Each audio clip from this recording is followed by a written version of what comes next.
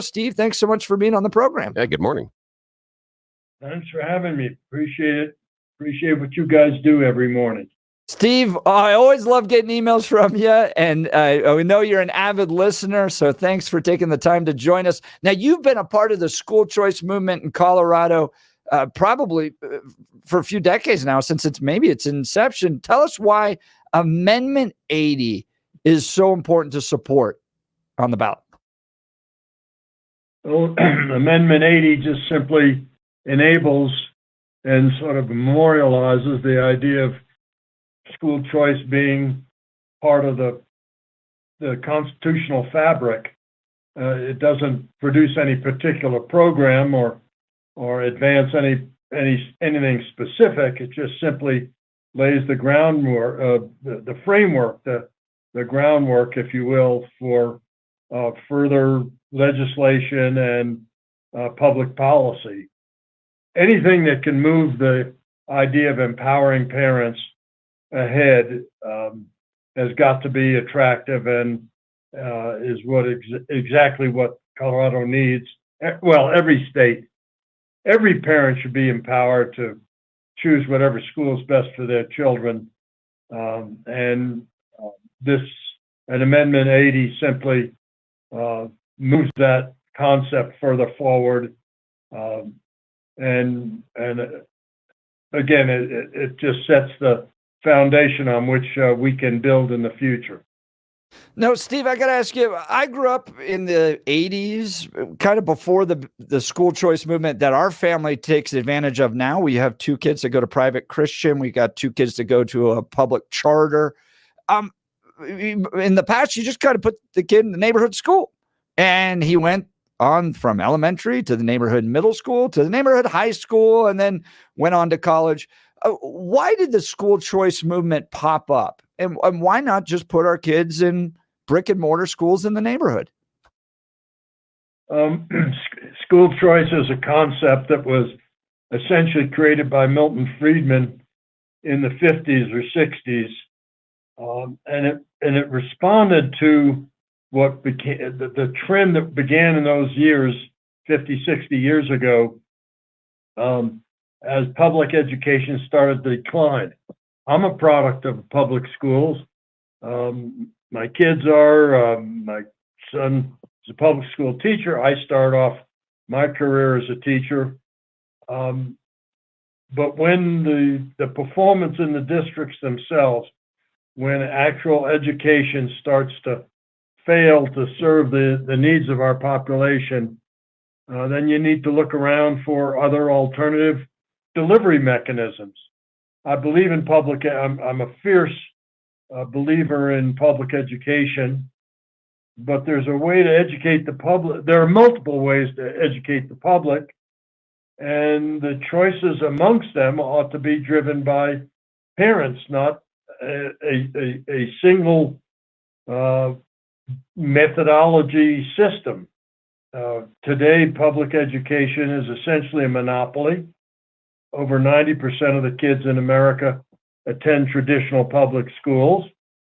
And the fact that it's a monopoly explains to a great degree why it hasn't performed any better than it has.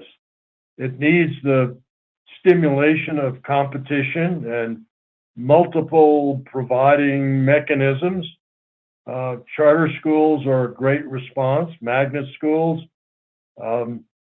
but so are private schools, and so are micro schools. There are multiple ways to deliver education, and parents ought to be the ones who decide which are the best for their children.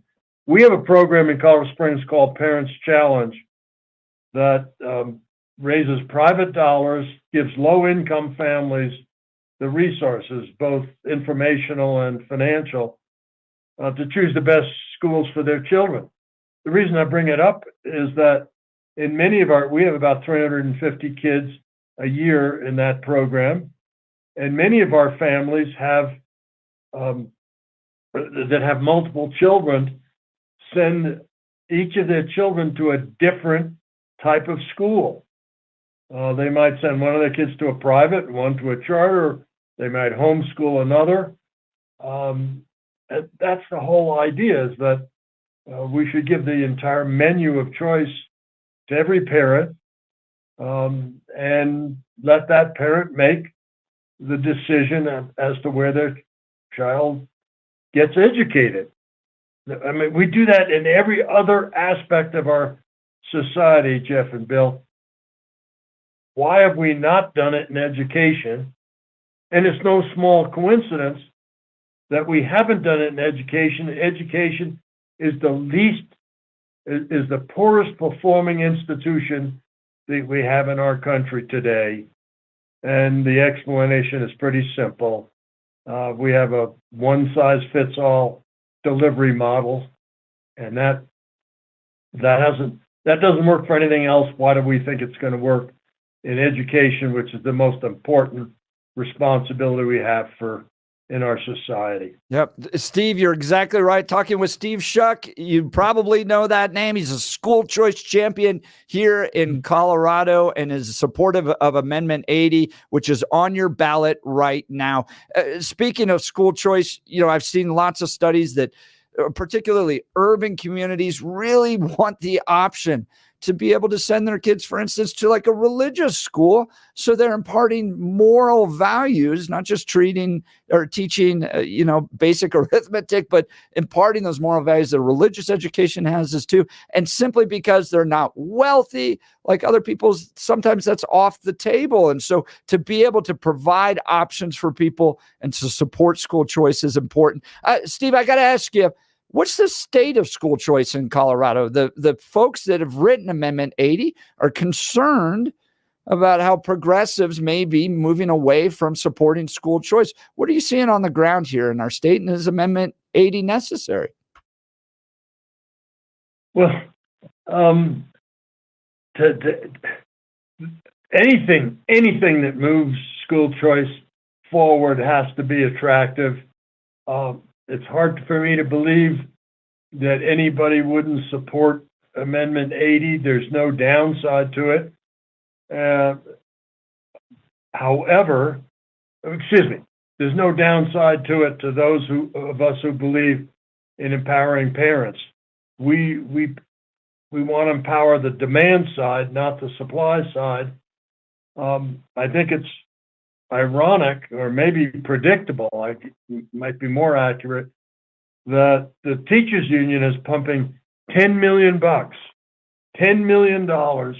into this campaign to try and defeat Amendment 80.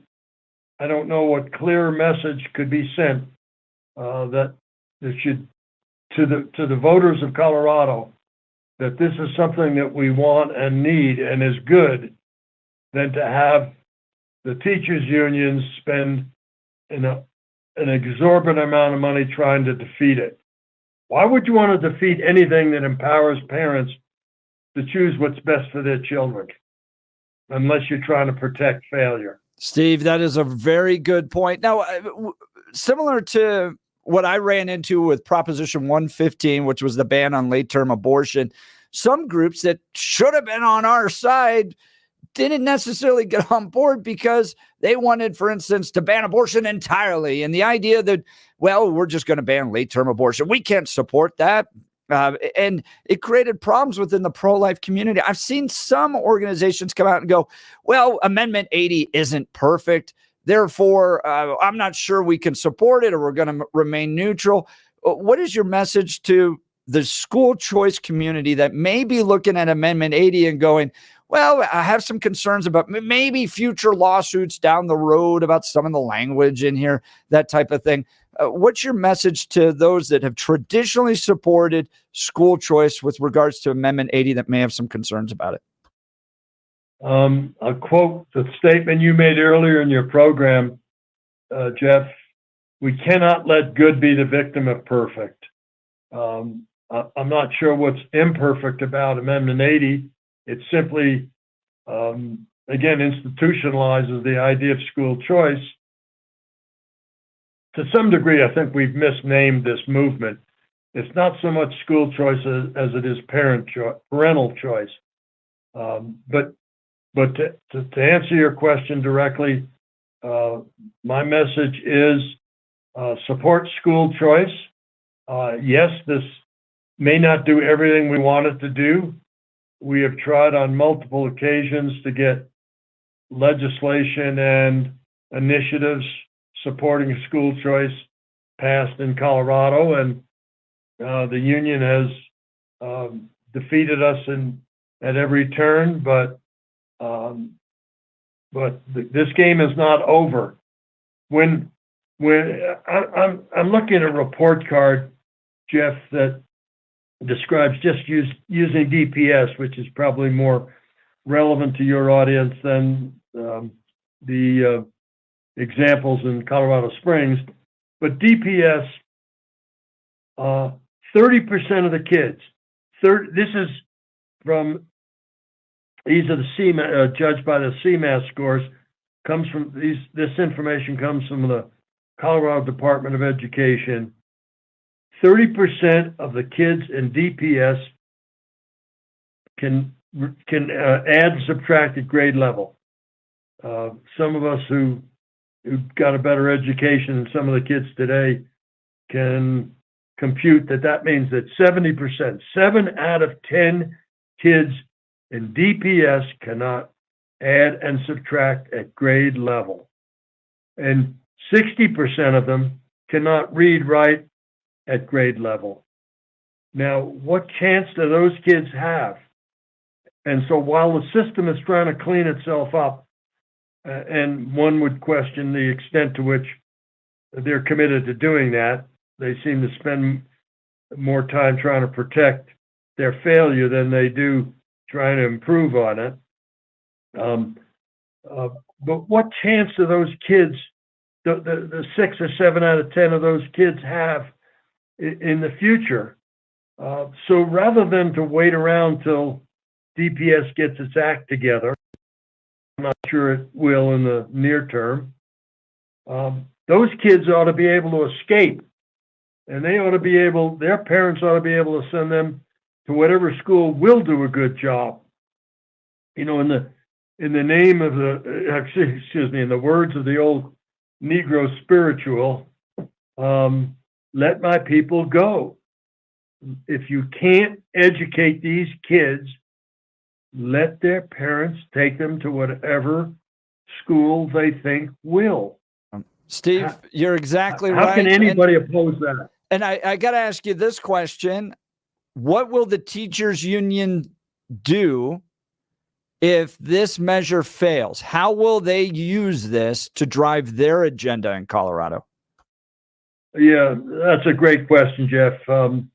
Obviously, they'll just spend another $10 million trying to convince the Colorado public that you guys already decided you don't want school choice.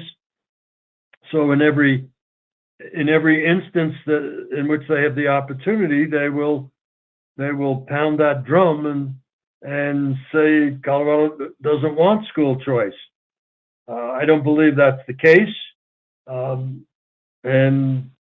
so I would urge all conservatives, everybody. This isn't ideological. This isn't partisan. This is just common sense. If the district isn't educating your kid well enough to meet your needs and your wishes, then you should have the ability to take the money that's spent on your child's education and spend it where you think that child will receive the best education. So the union can keep trying to suppress and prevent school choice, Jeff, but I think the people of Colorado are too smart and care too much about their kids and the future of our state to continue allowing failure to prevail. This is a case of freedom. Parents ought to be able to choose whatever they think is best, and anybody who impedes that is dead wrong. So, yeah, you're right. The union will try and make it. They'll thump the tub on that, but we're not going away. Steve Schuck, school choice champion, joining Jeff and Bill live. One of the things I'd like to address with you, Steve, is what do we do? Because right now you have open enrollment in Colorado, public education. What do you do if you're trying to open enroll into a school that is full? I had this experience with one of the kids in my family where we were looking at exercising some options for open enrollment, but our first two choices were full. And that then constrained the idea of our choice. How do we balance out that issue? Because while you may have this fantastic public school in an area near where you live, not the one your kid's going to go to, if it's full, the parents still don't get to make that choice. How do we solve that? That's a great question, Bill. That's the marketplace at work. So if you want to go to your automobile dealership and buy a red car and they're out of red, you'll either go someplace else or the pressure is going to be on that dealership to order more of those, whatever it is that the marketplace demands. So to answer your question directly, if your kid can't get in that school, then in a marketplace where there's competition, then the school that's failing to meet the needs of your child is either going to have to adapt the principles and practices that school that you want your children to attend is providing, or it's going to go out of business. So when there's demand and it can't be satisfied because there's not sufficient supply, it's reasonable to expect that others will try and emulate whatever that product is. You may not get exactly what you want, exactly when you want it. However, in a competitive environment and in a marketplace, the movement will be towards satisfying the demand. Yeah, I think you're exactly right. Again, we can't let good be the victim of perfect. Every kid can. Like you. Yeah, I think that's the solution, like the charter schools, that charter schools will pop up in those areas in theory based on the market pressures. Here's one of the things that I think is somewhat of a constraint on the market pressures. And I'm not sure if this is a fair question or if you have the answer, and tell me if you don't, that's fine. I'm not expecting it necessarily. But talking about those market pressures, how difficult is it for people that are looking at setting up a potential charter school in a region or an area to get hard numbers from the district about how many kids want to transfer out of a school? What I'm saying is, let's imagine that our listeners' neighborhood school sucks. They want to get their kid out of that. The closest two schools are actually full.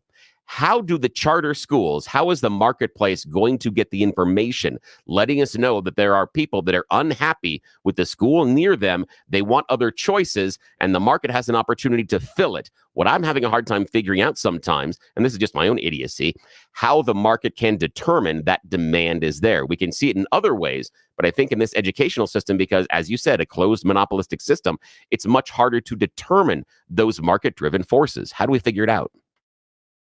Again, that's a great question, Bill. The answer again, now, parents have responsibility themselves. They're not, we shouldn't treat parents like children and infantilize them. They have a certain responsibility to look around and to shop, just like the charter schools or those trying to generate more capacity have an obligation to publicize what they're doing. The marketplace is, what's the old saying about a clock? What is it? There's only right. Oh, a broken clock is only right twice a day, and nothing's going to be perfect all the time. And so there's always going to be an imbalance between supply and demand, and a lag in no matter which way it's going. But parents, if parents are, let me give you a little bit of quick arithmetic.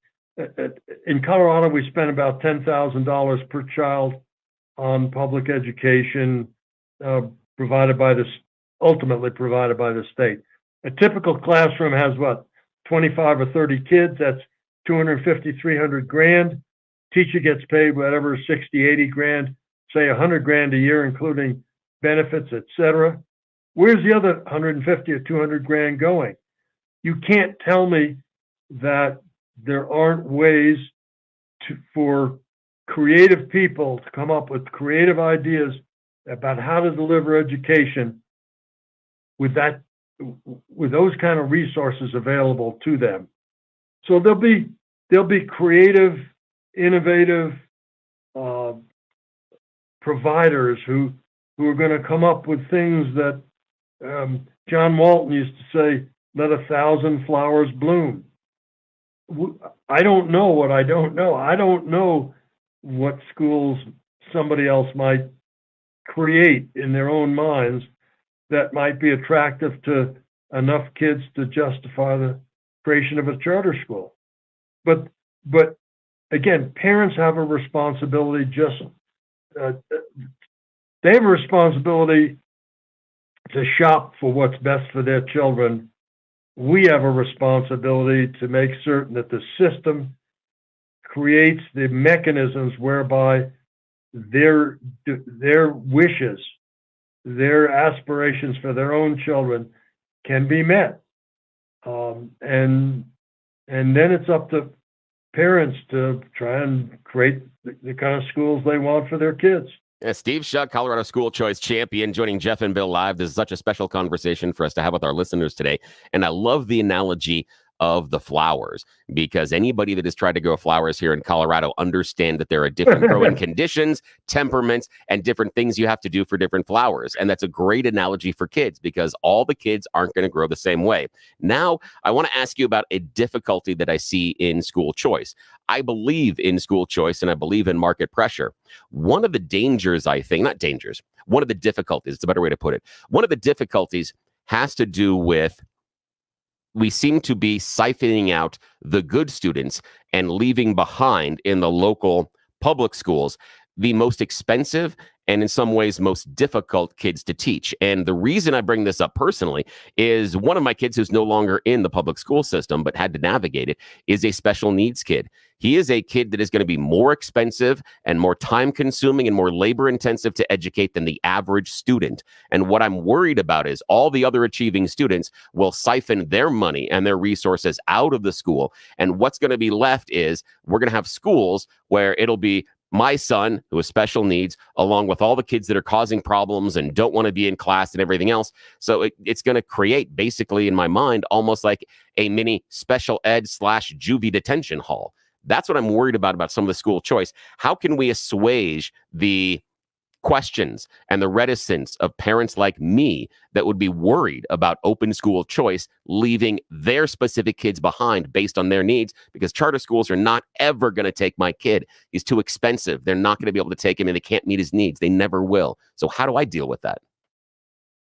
Another great question, Bill. So I don't want to be too glib about it, but we can't let good be the victim of perfect. That's fair. The fact that we can't solve every single problem immediately to everybody's satisfaction should not dissuade us from helping as many kids as we can. Now to your specific question about special needs, you can create a marketplace for special need education, and the state simply allocates a larger amount of money for those kids, and again throws it open to the marketplace for people to be creative and find and determine or design schools to meet whatever needs there are.